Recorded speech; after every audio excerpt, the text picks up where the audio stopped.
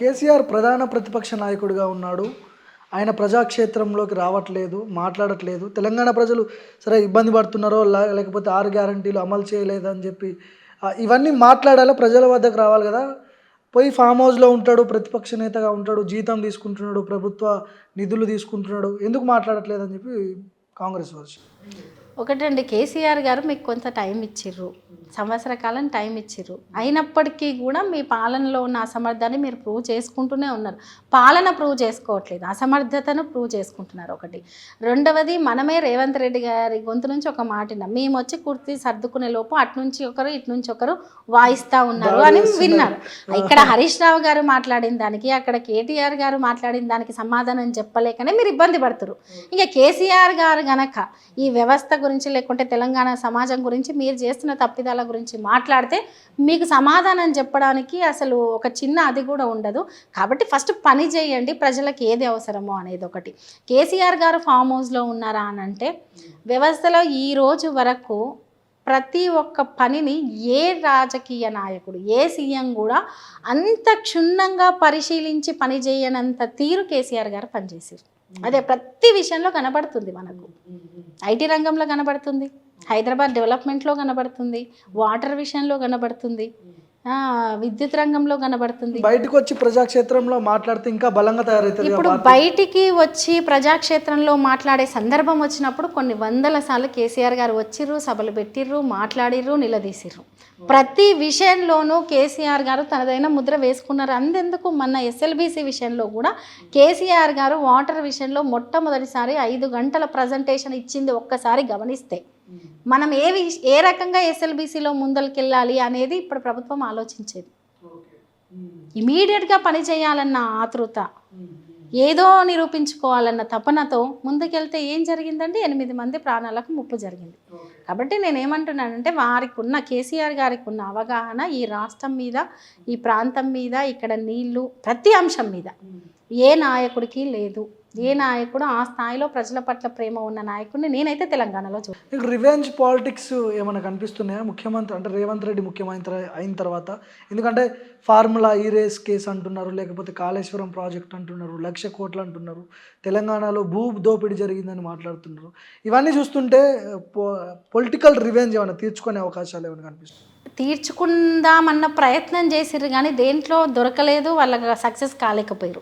మొదటి దశలో మొత్తం చూస్తే కేటీఆర్ గారిని టార్గెట్ చేయడం, ఖచ్చితంగా ఏదో ఒకటి, ఇంతసేపు ఫోన్ ట్యాపింగ్ అనడం, ఇంతసేపు ఫార్ములా ఇరేసేయడం, ఇంకేదో అనడం, ఇంకేదో ఫ్యామిలీ గురించి ఇబ్బంది పెట్టడము, అలా అనేక అంశాలు అన్ని రకాలుగా వెతికి ఎక్కడ దొరుకుతారా అని చెప్పేసి పాలనని పక్కన పడేసి వ్యక్తుల మీద కాన్సన్ట్రేషన్ చేసిర్రు. అది సాధ్యం కాలేదు, ఇప్పుడు సాధ్యం అవుతలేదు. సరే, ఇక సంవత్సర కాలం అయిపోయింది, 2వ సంవత్సరం కూడా వచ్చేసింది. మనం ఏదో ఒకటి చేయకపోతే ప్రజలు మనని తరిమి కొట్టేటట్టున్నారు అని చెప్పేసి కొంచెం ఆ విషయాలను పక్కకు పెట్టినట్టు కనిపిస్తుంది. సోషల్ మీడియాలో విపరీతమైన దాడులు చేస్తున్నారంట రేవంత్ రెడ్డి మీద. ఆయన అసెంబ్లీలో కూడా మాట్లాడినట్టున్నాడు. ఏది పడితే అది మాట్లాడుతున్నాడు. ఒక ముఖ్యమంత్రికి ఇవ్వాల్సిన గౌరవం ఇవ్వట్లేదని చెప్పి మాట్లాడుతున్నారు.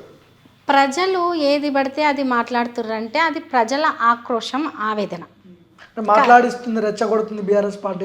ఎవరమైనా అండి, ఎవరిని రెచ్చగొడితే, ఇప్పుడు ప్రజల్ని మీరు రెచ్చగొట్టారా? మరి ఓట్ల విషయం, ఎలక్షన్స్కి ముందు ప్రజల్ని మరి మీరు రెచ్చగొట్టారా? మేము రేవంత్ రెడ్డి గారిని ఒకటి అడుగుతున్నాం, మీరు రెచ్చగొడితే ప్రజలు ఆ రకంగా అయ్యారా, లేకపోతే మేము రెచ్చగొడితే ప్రజలు ఈ రకంగా కాదు. పాలనను చూస్తారు వాళ్ళు. మీరు ఏం చెప్పిర్రు, ఏం చేయాలనుకుంటున్నారు, ఏం చేయలేకపోతున్నారు, ఇది చూసి కదా ప్రజల ఆక్రోశంతో, ఆవేదనతోటి మాట్లాడతారు. కానీ ఇక్కడ ఆలోచన ఉండాల్సింది ఎవరికి? నాయకులకి. మీరు నాయకులే ఎట్లా పడితే అట్లా మాట్లాడితే మిమ్మల్ని ఆదర్శంగా తీసుకున్నామని ప్రజలు అంటున్నారు. ఎక్కడో కొంత రేవంత్ రెడ్డి స్పీచ్లలో తడబడినట్టు ఏదో ఒక భయం కనిపిస్తోంది. అది బీఆర్ఎస్ పార్టీ భయపెట్టిస్తున్నట్టుకోవచ్చా? రేవంత్ రెడ్డి గారికి అర్థమవుతుంది మేమేం చేయలేకపోతున్నాం, ప్రజల నుంచి వ్యతిరేకత వస్తుంది అనేది, సొంత నియోజకవర్గం నుంచే వ్యతిరేకత వస్తుంది. కాబట్టి అన్ని వర్గాల నుంచి వ్యతిరేకత వస్తుంది. అంతెందుకు కాంగ్రెస్ పార్టీలో కూడా వ్యతిరేకతలు ఉన్నాయి, అవి అందరికీ తెలిసిందే.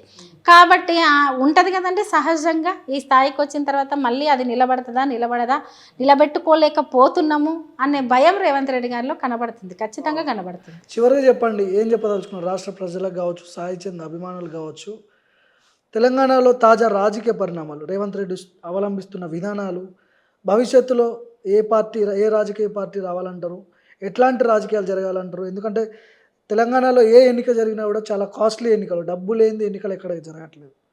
ఏం చెప్పదలుచు చివరిగా చెప్పండి. ఒకటండి, తెలంగాణలో ఇప్పటి వరకు బీఆర్ఎస్ పార్టీ ఈ ప్రాంతం మీద ప్రేమతో కొట్లాడి ప్రాంతాన్ని తెచ్చుకున్న పార్టీ. ఎక్కడ ఏది అవసరము, ఏ ప్రజలు ఎలా ఉంటే మంచిగా ఉంటుంది, ఏ నగరాన్ని ఎలా అభివృద్ధి చేసుకోవాలి, ఏ వర్గాన్ని ఎలా ముందరికి తీసుకెళ్లాలని పూర్తి స్థాయిలో అవగాహన ఉన్న పార్టీ, అవగాహన ఉన్న నాయకుడు. ఏ రకంగా ఉద్యమం చేసిర్రు ఏంది అనేది ప్రజలకు పూర్తిగా అవగాహన ఉంది, అర్థమైంది. కాబట్టి ఒకటి 10 ఏళ్ల కాలం తర్వాత మిమ్మల్ని విస్మరించిర్రు అని 14 మాట్లాడుతున్నారు. నెలలకే ప్రజలకు అర్థమైందనా? ఖచ్చితంగా అర్థమైంది. 10 ఏళ్ల కాలం తర్వాత చూద్దాంలే అనుకున్న పాలన 14 నెలలకి దేశంలో ఇంత వ్యతిరేకత ఏ రాజకీయ పార్టీ, ఏ ప్రభుత్వం కూడా కట్టుకోలేదు. ఖచ్చితంగా మనం బయటికి వెళ్తే అది కనబడుతుంది. మేము ఇప్పటికైనా రేవంత్ రెడ్డి గారికి ఒకటి చెప్తున్నాం, మాటలు కాదు ప్రజలకు కావాల్సింది చేతలు, వాగ్దానాలు కాదు పనులు. అవి చేసి చూపించండి. ఖచ్చితంగా ప్రజాస్వామ్యంలో అవి ఎవరు చేస్తే ప్రజలు వాళ్ళకి మద్దతు ఇస్తారు. ప్రలోభ పెట్టాల్సిన అవసరమే లేదు, పని కదా చూపించాల్సింది ఫైనల్గా. కాబట్టి మీరు పనిలో ఫెయిల్ అయ్యారు, పాలనలో ఫెయిల్ అయ్యారు. ప్రజాస్వామ్యంగా మీరు మాట్లాడిన మాటలు కూడా ఎట్లున్నాయో ఆలోచించండి. వేరే వాళ్ళు మాట్లాడితే ఇప్పుడు మీకు బాధ అవుతుంది, మరి మీరు మాట్లాడినప్పుడు అనేది ఒకటి. రెండవది, కేసీఆర్ గారిని మించిన గొప్ప నాయకుడు తెలంగాణలో మరొకరు కనబడరు. వారి సేవలు ఖచ్చితంగా తెలంగాణకు అవసరం. భవిష్యత్ ఈ 14 ఏళ్ల విధ్వంసం కూడా రేపు తిరిగి మళ్ళీ మంచిగా మారాలి, లేదు మంచి దశను, మెరుగైన దశను అందించాలంటే కేసీఆర్ గారు రావాలి. అన్ని వ్యవస్థలు అస్తవ్యస్తమై ఉన్నాయి, సమన్వయ లోపంతో ఇబ్బంది పడుతున్నాయి. కాబట్టి కేసీఆర్ భవిష్యత్తు తెలంగాణకు కేసీఆర్ గారే దిక్చూచి అనేది నా బలమైన నమ్మకం. ఒకటి అది నా నమ్మకం కాదు, తెలంగాణ ప్రజల నమ్మకం. ఖచ్చితంగా భవిష్యత్తులో బీఆర్ఎస్ పార్టీ చాలా భారీ ఎత్తున అధికారంలోకి ఖచ్చితంగా వస్తుంది. అప్పుడు మళ్ళీ తెలంగాణను చాలా మంచి దిశగా అడుగులేసే విధంగా ఖచ్చితంగా బీఆర్ఎస్ పార్టీ ఉంటుంది. రెండవది, నా వరకు నేనైతే నిజంగా నేను బయటికి అడుగుపెట్టిన రోజు, సాయి సంఘటన తర్వాత బయటికి అడుగుపెట్టిన రోజు నేను బతకడమే అతి కష్టం. కానీ తెలంగాణ సమాజము, బీఆర్ఎస్ పార్టీ, కేసీఆర్ గారు వాళ్ళు చూపిన ధైర్యం, నాకు ఇచ్చిన ధైర్యం కావచ్చు, చూపించిన దారి కావచ్చు, నన్ను నిలబడే దిశగా అడుగులేసింది. కాబట్టి నేను సాధారణంగా సరే ఎంతకాలం బతుకుతామో ఏంది అనేది మన చేతుల్లో లేదు. రేపు భవిష్యత్తులో సాయి ఏదైతే అనుకుంటో, ఏ రకంగా అయితే చట్టసభలో అడుగుపెట్టిన తర్వాత ఏ విజన్తో పనిచేద్దాం అనుకున్నాడో ఆ దృష్టితో నేను ముందరికి వెళ్ళాలనుకుంటున్నాను. దానికి పూర్తి స్థాయిలో నాకు సపోర్ట్ ఇస్తున్న ప్రతి ఒక్కరికి కూడా నేను పేరు పేరున ఇస్తారు అనే నమ్మకంతో ముందుకెళ్తున్నాను. ఇస్తున్నారు. అయితే ఈసారి పెద్దగా పోరాటం, యుద్ధాలు చేయాల్సిన అవసరం లేదు. బీఆర్ఎస్ పార్టీ ఈజీగా కొట్టేస్తారా? ఖచ్చితంగా అండి. పోరాటం, యుద్ధము ప్రజల తరపున ఎప్పుడూ ఉంటుంది. ప్రజలకు ఇది చేయాలన్న తపన నాయకుడు కొట్లాడాల్సిన అవసరం లేదు. ఆల్రెడీ వ్యతిరేకత స్టార్ట్ అయింది 14 నెలలకే అని చెప్తున్నారు. ఖచ్చితంగా కాంగ్రెస్ పార్టీ ఇప్పుడు లోకల్ ఎలక్షన్స్ ఎందుకు పోస్ట్పోన్ చేస్తుందండి? వాళ్ళకి ఆ ధైర్యం ఎందుకు లేదు? ఏదైనా కావచ్చు. ఒక నాయకుడు, కాంగ్రెస్ పార్టీ నాయకుడు ఒక సభ మీద మాట్లాడుతుంటే కింద కాంగ్రెస్ పార్టీ క్యాడరే తిడుతున్నారు. మేము గ్రామాల్లో తిరిగి ఓట్లు వేయించినాం, మొహం పెట్టి అడగలేకపోతున్నాం, మీరు ఆ పని చేయండి, మాకు గ్రామాల్లో మొహం ఉండేటట్టు చేయండి అని చెప్పి వాళ్ళ కాంగ్రెస్ పార్టీ కార్యకర్తలే ఇబ్బంది పడుతున్న సందర్భాన్ని గ్రామాల్లో చూస్తున్నాం మనం. కాబట్టి 14 నెలల పాలనే ఎట్లుంటే ఇంకా తదనంతరం ఎట్లుంటుందో, ప్రజలు ఏ రకంగా వీళ్ళను అది చేస్తారో వాళ్ళ ఊహకే వదిలేస్తున్నాం. రెండవది, ఖచ్చితంగా వచ్చేసారి బీఆర్ఎస్ పార్టీ అధికారంలో రావడానికి కష్టపడడం కాదు, ఈ ఛిద్రమైన ఈ వ్యవస్థను పునర్నిర్మించడానికి మాత్రం కష్టపడుతుంది ఖచ్చితంగా. రాజకీయ రంగంలో ఏ రంగంలో అయినా జెన్యూనిటీతో కూడిన మనుషులను కూడా ప్రజలు స్వాగతిస్తారు. దాన్ని నేను బలంగా నమ్ముతున్నా.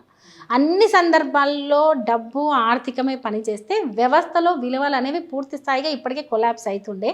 ఎక్కడో కాడ విలువలు ఉన్నాయి, విలువగల మనుషులు ఉన్నారని నేను నమ్ముతున్నాను.